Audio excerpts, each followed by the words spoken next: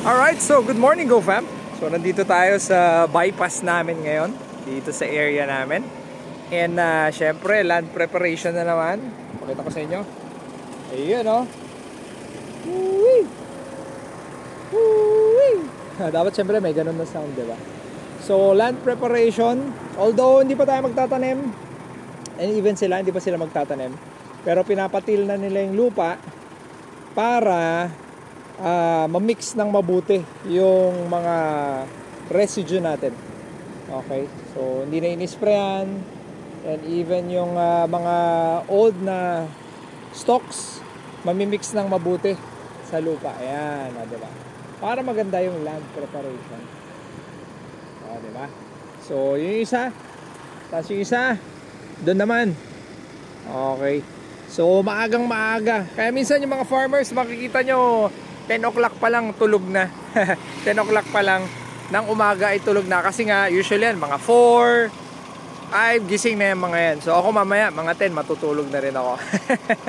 Joke lang. Okay, so yun. Ayan si Boss Danny. Okay. Si Boss, ayun si Boss Danny. Tsaka si Boss Bong. Doon siya magsisimula. Alright. So, ayan na. So, hindi ko alam kung magkano ngayon ang ang patraktora. Sa lugar ninyo, magkano ba ang patraktora sa inyo? Ha? Hindi ko alam mo. Ano, ito ba dapat suna?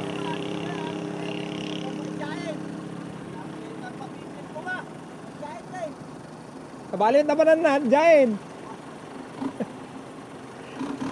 Ayan na. Mainit ang ulo ni Boss Danny. Diba? Well, anyway, ganyan talaga. Meron mga minsan hindi naintindihan ng mga instructions. Okay. So baka isipin nyo sa amin to, hindi yan. Okay, andun yung may yung nagtitil nung lupa. Okay, so ito yung mga parang tulong na rin natin dito sa area natin. Kasi hindi naman lahat afford bumili ng traktora, 'di ba? So yung mga maliliit na mga farms, ayan, tinutulungan natin sila. Okay. So, yun. So, it's a win-win situation, di ba? Okay.